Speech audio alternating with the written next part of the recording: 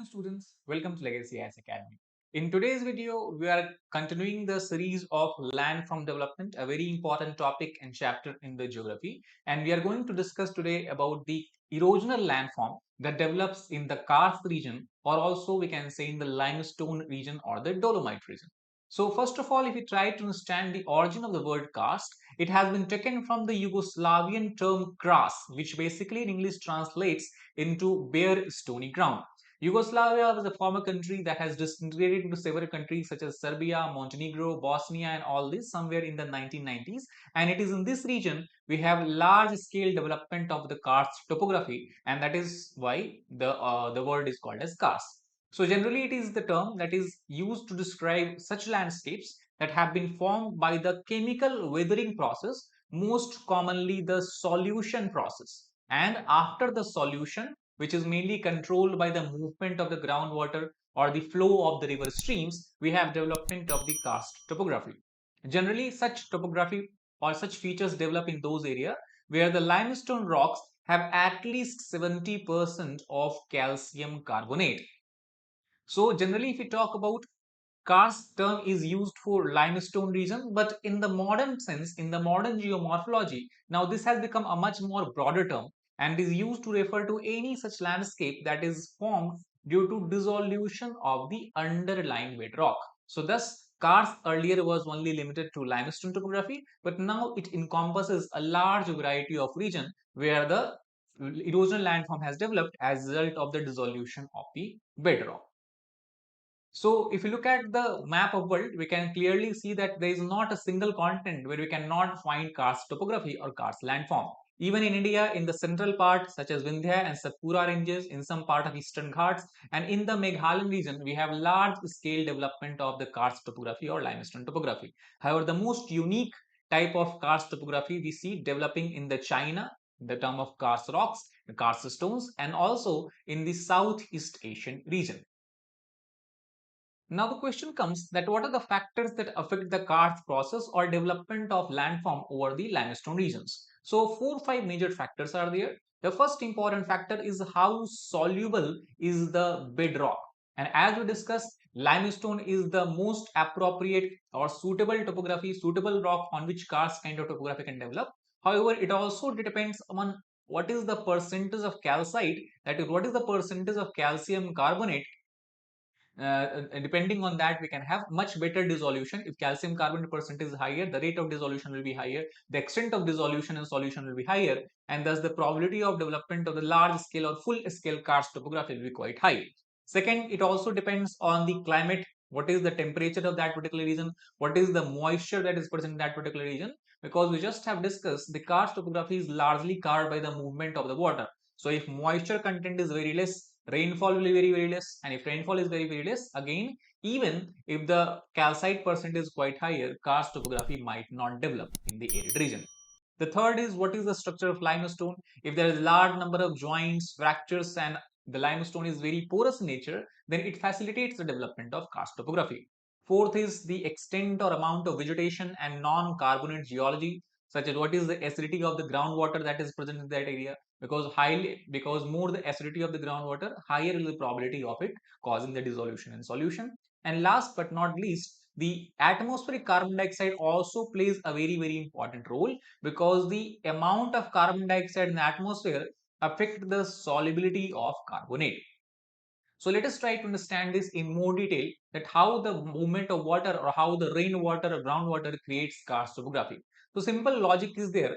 What happens? There is a large amount of carbon dioxide that we know is present in our atmosphere, and when rainfall happens, that is H2O in the liquid form, when it starts to fall down in the form of rainfall, it dissolves CO2 along with itself and thus make what we can call as carbonic acid, which is a weak acid. Now when this carbonic acid falls down on the ground surface and moves along with the water, along with the groundwater, then it comes in contact with the calcium carbonate of the limestone, and this calcium carbonate then react with the carbonic acid, and it lead to formation of what we can call as calcium bicarbonate. And now this calcium bicarbonate that is forming here due to reaction between CaCO3 and the carbonic acid is readily readily soluble or can be easily dissolved in the water, and thus due to increase in solubility of the rock due to formation of calcium bicarbonate, gradually we see the development of erosional landforms that also lead to development of depositional landforms in the later period. So this is the overall reaction by which groundwater and the rainwater can help in formation of a karst topography. So now let us try to understand the major important landforms that develop due to erosion of the groundwater in the karst region. So the first such landform we can talk about is what we can call as limestone pavement, because if you look at this particular picture, you can see it has a pavement like structure. So basically, limestone pavement can be simply defined as exposed area of limestone. Exposed means exposed to the atmosphere, exposed to the rainwater, exposed to the various agents of erosion. So such exposed area of limestone which are having rugged and bare kind of landscape with flat areas of rock surface can be categorized as limestone pavement. So basically what happens is, suppose initially the entire landmass is a kind of uniform landmass. Now in some areas it is quite possible that due to rainwater, due to flow of the rainwater or the movement of streams, there will be large scale dissolution of the limestone that we have discussed how it happens. So it will start to take place, and gradually small gaps, small cracks and crevices will begin to be created among the limestone or within the limestone region. And thus as these cracks and crevices grow deeper and bigger, what happens, we have a kind of a hollow region, a kind of a small valley kind of region develops between these two surfaces, and this is what we can call as a gripe. The remaining part of limestone pavement that has not been weathered to that much extent remains is what we can call as clint. So limestone pavement is made of two kind of structure: clint, that is horizontal smooth surface devoid of erosion, and we have a grike, that is highly eroded surface of the limestone. Sometimes what happens, there is a small hollow like depression forms on the clint region that leads to development of what we can call as cairn. Overall, gradually we have the gradual widening of joints and fractures, or we can say in the bedding or limestone bedding, and that creates this kind of overall clint grey kind of structure that is giving a kind of rugged kind of shape, rugged kind of feature to this limestone pavement. So that is the first erosion landform, is limestone pavement. If you look at the actual limestone pavement, this is how it look like. You can see this is our polished smooth surface which has not been eroded, and in between we have can see a large scale depressions are there, deep cracks and crevices has been developed. This is because of dissolution of the rocks in these areas, and here and there you can see a small holes that is developing on these clients, and this is what we can call as cairn. The second and the most common landform that we see on the limestone topography is what we can refer as sinkholes. Sinkholes in simple term can be defined as a collapsed or depressed limestone feature that develops in the karst landscape. The development of sinkhole is very simple. The mechanism is such that we have initially a landform like this. This is our limestone bedding. Now, gradually due to rainwater or the flow of water, what happens, there is an accumulation of water that start to take place in some part of this limestone surface. And due to this, what happens, gradually the water then penetrates deeper into the ground and it slowly start to dissolve the limestone rock. And as the limestone rocks begin to dissolve slowly below the surface, finally it becomes quite unstable. And after that, it collapses. The roof or the upper part of this entire surface will collapse down, and thus local depressional feature can be created. If you look at this particular picture, you can clearly see all around the landmass is quite uniform, horizontally bedded, while here we have a large scale depression that has formed. This is because of the erosion of this area, which has caused the collapse of the entire structure, forming a deep depression. So these are what we can call as sinkholes. Sinkholes, if it is developing in the uninhabited area, it does not cause a lot of damage, but many times if the people are living in those area which where the bedrock is made up of limestone or dolomite, in that case also, due to continuous movement of the subsurface subterranean water, there is continuous dissolution of the limestone, and thus a sinkhole like this can also be created. As you can see, around the entire area we have this settlements, human settlements are there, and there must be some houses that might be present here, and people were not aware, and suddenly because of dissolution of the limestone from below the ground, it has caused a immense sinkhole where the ground has suddenly collapsed. So that is also a risk associated with the limestone topography if someone is inhabiting or living in that area. The third and other important landform that we see in the karst topography is what is referred as dolines. So what is dolines? The structure of sinkholes and dolines are very, very similar. The only difference is dolines are slightly larger in diameter, and also the nature of the construction or the or development of the line is quite different.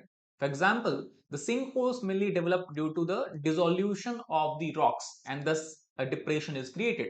On the other hand, when the sinkhole forms due to collapse of the roof of the rock structure, that is what we can call as dolines. That means what is happening, initially we can understand there was this kind of roof that are present here, but due to continuous dissolution, what has happened, the roof structure and the rocks that are present in this roof has completely dissolved, and thus it has fallen down, and this kind of depression thus we can see below the ground surface, and this is what we can call as collapsed sinkhole, and also we can term it as a dolines.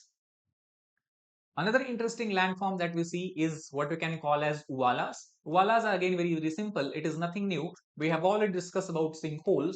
So when a series of smaller sinkhole due to continuous enlargement of site, when they join together with each other or coalesce together with each other, it leads to development of what we can refer as compound sinkhole. And this compound sinkhole is also known by the other name of Uwalas. Generally, if you talk about the Uwalas, they often occur along the same subterranean drainage system. That means suppose you have a limestone surface like this, and below this limestone surface, suppose you have the movement of the river stream that is happening. So entire area, gradually what will happen here and there, you will have the dissolution of the bedrock, and thus you will have numerous sinkhole that will form all along the path of this subterranean stream. And thus gradually as the size of this sinkhole start to enlarge, they join together, as we can see from this particular diagram, to form Uwala. So this is one sinkhole, this second sinkhole, third, fourth, five. So as you can see, due to continuous convergence of 5 sinkholes, we have formation of Uwala-like structure on the surface of limestone bed. Very, very similar to Uwalas, but much more larger in size and having much more steeper slope, a kind of large flat plain like a structure that we can say, when they develop in the Karst region, geological region, which can have area from 5 km per square to 400 km per square, are called as Poljes. Poljes can develop because of the complete disintegration of the upper surface or upper roof of the limestone due to continuous erosion. Overall, if you look at the sinkholes, dolines, uvalas, and poljes, all look very, very similar in nature. The only difference is the extent or the diameter, as well as the nature of formation, and also we can say the overall slope of the different regions. So out of these, dolines have much more steeper slope. On the other hand, uvalas have a kind of much more gentler slope. Another interesting landform that we see developing in the limestone region is what we can call as karst window or karst fenster. So let us first understand what is karst fenster. Karst fenster develops again due to the same region when we have caving in of the portion of the roof of a subterranean stream. Let us try to understand this. Suppose we have again a limestone region, like this is the limestone region we have like this, and in this limestone region, somewhere deep below the ground surface, suppose a river stream is flowing through, a water stream is flowing through. So as this water stream flows through below this surface, what happens? There is a continuous dissolution of the rock around these rivers, and gradually the dissolution progresses up to the upper roof of the rock structure, and it causes dissolution, which causes caving in of the portion of the roof of the subterranean stream, and due to this, some of the underground steam is visible from the surface. As you can see from this particular diagram, if you look at the roof, from the roof there is a hollow kind of hole kind of structure that has developed here, and this stream is there that is flowing below the surface is visible from here. So such kind of structure is called as karst fenster. On the other hand, when a number of adjoining sinkholes they collapse in the beginning, suppose you have formation of sinkhole, second sinkhole has formed, third sinkhole has formed, fourth sinkhole has formed, and they are becoming larger in size.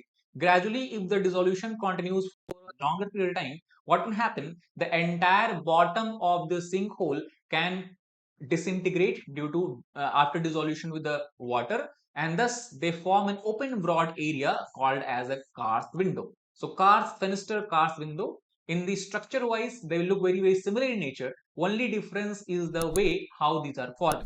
Karst fenster formed due to caving in of the roof above the subterranean stream, On the other hand, karst window develop due to the development of the sinkholes, joining of the sinkholes, and the disintegration of their bottom pit.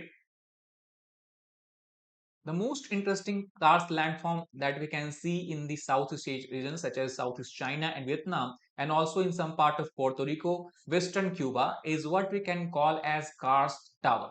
These are towering structure. These are look like a large number of hills, steep isolated hills, which is made up of limestone, and they are dotting the entire topography. Here and there, as you can see from this picture, here you have one hill, here you have one hill. So entire topography is basically surrounded by this steep isolated limestone hill, and in between you can have river or you can have some sort of water bodies. Such kind of structure are called as karst tower. Karst tower develop in those areas where limestone beds are thick and highly jointed in structure, because it is through these joints the rainwater or the surface water is able to creep in, is able to penetrate in, dissolve the material, dissolve the limestone, and thus forms a lot of different kind of structures such as caves and caverns below the ground surface. And thus in such region you can also see development of the limestone topography form of steep isolated hills.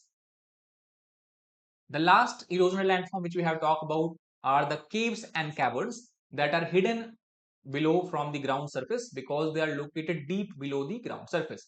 So on the surface we have discussed the landforms such as sinkholes, uwalas, we have dolines and all this. And now what happens, as through the joints, cracks and crevices, sometimes the surface water penetrates deeper into the ground surface. Now when the surface water is going deeper into the ground surface, it is quite possible that some of the rock strata will be made up of harder resistant rock, and then some of the rock stratas will be made up of softer limestone based rock.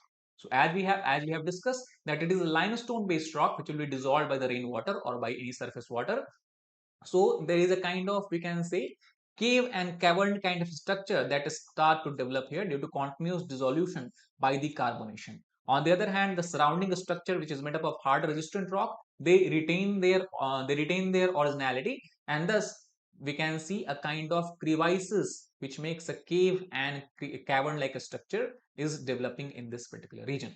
These are basically prominent in those areas where we have discussed there is already alternating bed of rock.